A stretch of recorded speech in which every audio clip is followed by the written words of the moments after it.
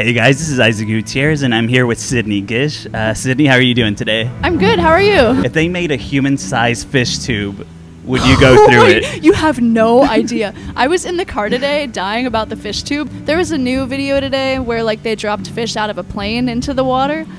Like, it's crazy, and people are having threads with like the scariest ways to be a fish. When you said fish tube, I just immediately remembered the last hour of us driving here, and I was just looking up everything about the fish tube. Last year we did an email interview. We were talking about it earlier.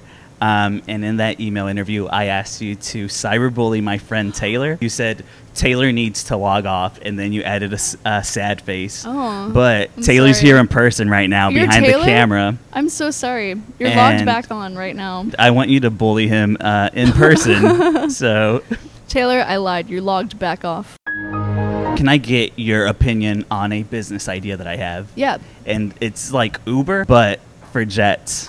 Your honest opinion. That's like yeah. I mean, yeah, I feel like somebody would want it.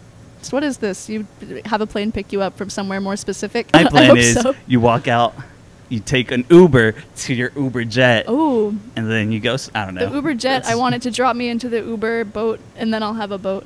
And then that boat takes you to the Uber tube. fish tube. Ooh. And then you get shot out over a lake. I think no more trains, no more cars, just tubes for fish who are people. Uber tubes. Oob tube. Ooh, that's good. Tuber. All right, scratch that Uber for jets. Yeah, Oob tube. We got it. My biggest fear, personally, is aging like Billy Joel. Oh. What's your biggest fear? Aging like John Travolta. That's it. That's the interview. I think he's great. I don't dislike John Travolta. He just aged I love Billy Joel. in an interesting way, and so did Billy. Yeah. So. The last time that we talked, like I said, was last year. What have you been working on since then?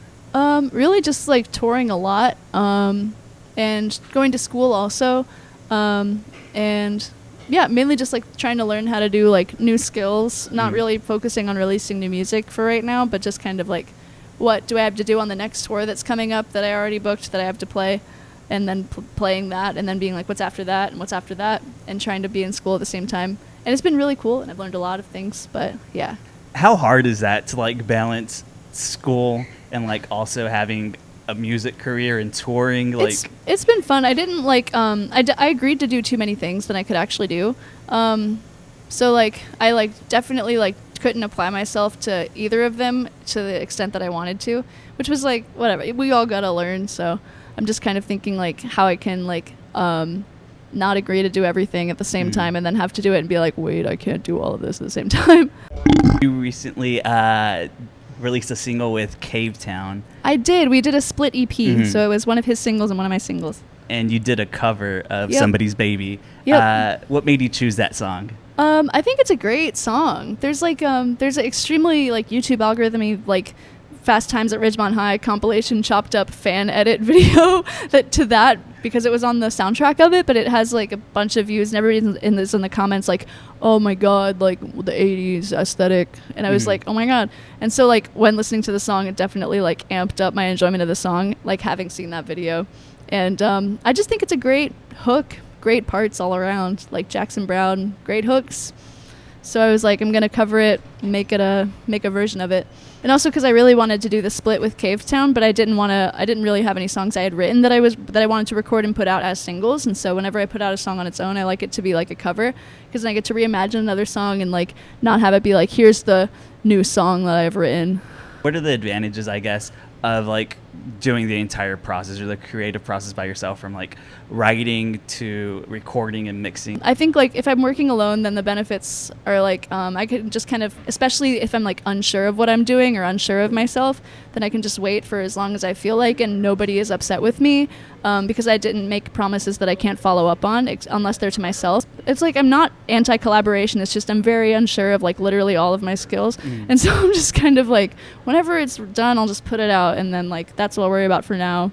And then like worry about putting myself on a more like regimented production schedule once I can feel like I know how to be a producer, which hopefully will happen before I am aged. Before you're old John Travolta? Before I literally slowly anamorph into John Travolta.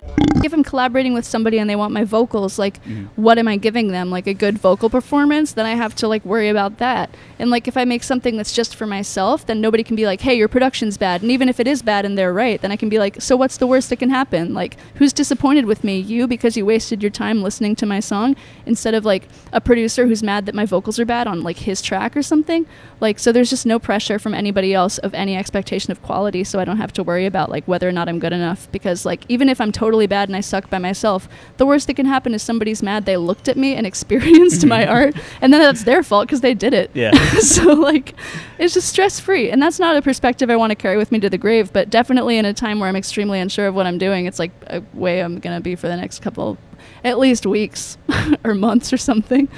When your album was like just blowing up, were you surprised by how fast everything was happening? Yeah, it definitely happened really fast, and like how virality it wasn't even viral, just kind of like how one like playlist position really did all of that. Most of what I was thinking about last year was like business and like what an artist will usually have around them to pursue music like on a semi-professional or like kind of like low professional level, and like what the bare minimums are and like what the building blocks are. And I have a solid team around me now that I feel like makes sense, and like I can trust everybody, and it's like really good. So I feel like no matter what I do now, like I have people I can go to that like have my best interest in mind. So it's definitely good. So you're heading towards like the end of your tour, right? Are you excited like to be like on the last leg, I guess, of this tour? I mean, it's definitely like, oh my God, like it's the home stretch. Like it's still really exciting. Like tour is exciting in its own way for sure.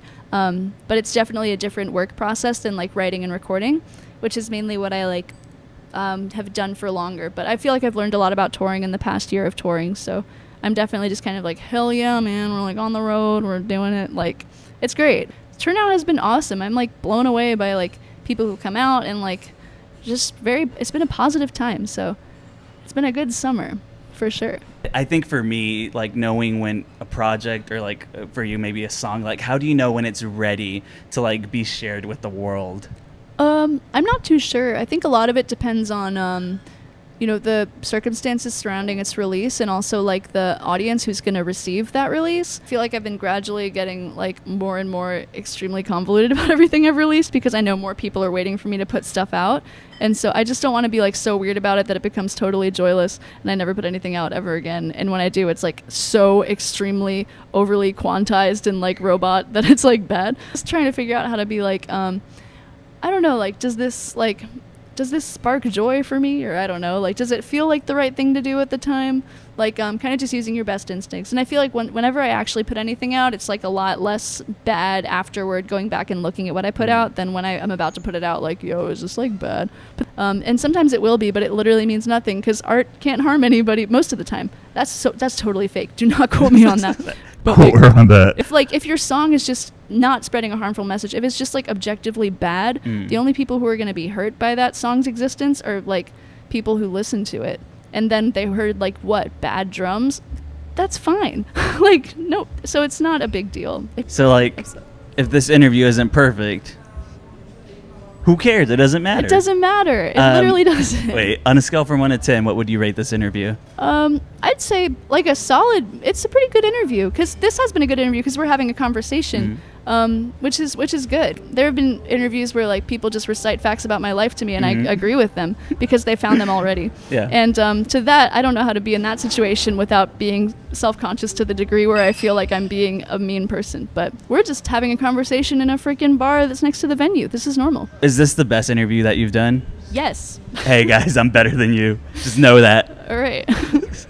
We like to give gifts to the people that we interview. Oh so my for you God. today, I have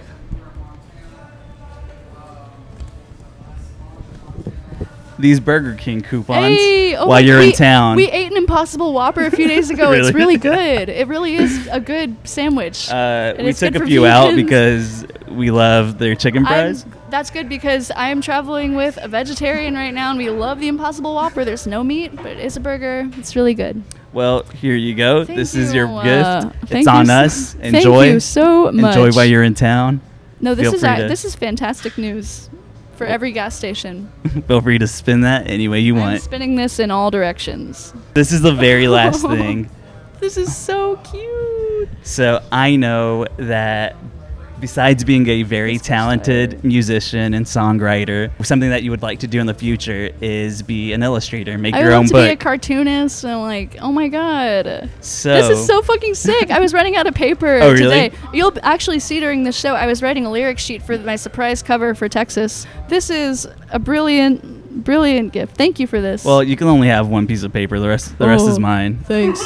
I want to do rapid fire questions. Yes. But while I'm asking you the questions, I'm going to ask you to draw something and just answer as you're sketching, as you're drawing. First thing that comes to mind. And I'm going to be drawing while I do this? Yes. Are you good at multitasking? I certainly hope so. Minions? Minions? Question mark. There's one in LA that washes your car as you enter LA, and we saw him. What is your honest opinion on my mustache? Your mustache is great. I'm glad you can grow one. Cute or not? Shrek after he drinks that potion in Shrek 2. What happens to him? He turns into a human. Oh, he turns into a guy. Okay. Yeah. I think, yeah, it's great. Shrek before the potion, yes or no? Shrek before the potion, yes, because I feel emotionally resonant with Fiona just because of the red hair and what being a child watching red hair in the movies. Baby Grinch. Baby Grinch? Like Cute or not? The modern one? Is there a modern one? The Jim Carrey one. Jim Carrey Baby Grinch is a meme. And you bring him up right after Shrek, which is correct because you know these green movie characters, exactly what you would expect them to be.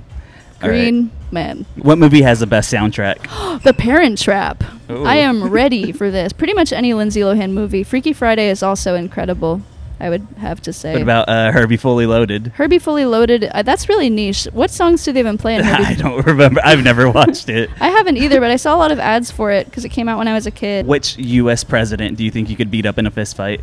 Taft if he's stuck in the tub. If you could switch bodies with any character from Everybody Loves Raymond. I don't know that at all. I'm going to say Raymond because he's the only one. I'm inferring from the title that he exists. That's what I wanted to hear. That's the only good Raymond. answer.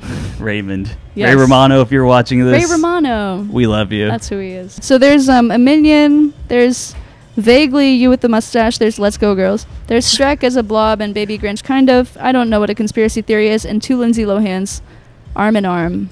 Perfect. Thank you so much for taking the time to do this. Thank you for having me. Welcome back. Born Loser Magazine sucks. Please unsubscribe. Born Loser Magazine sucks. Sorry.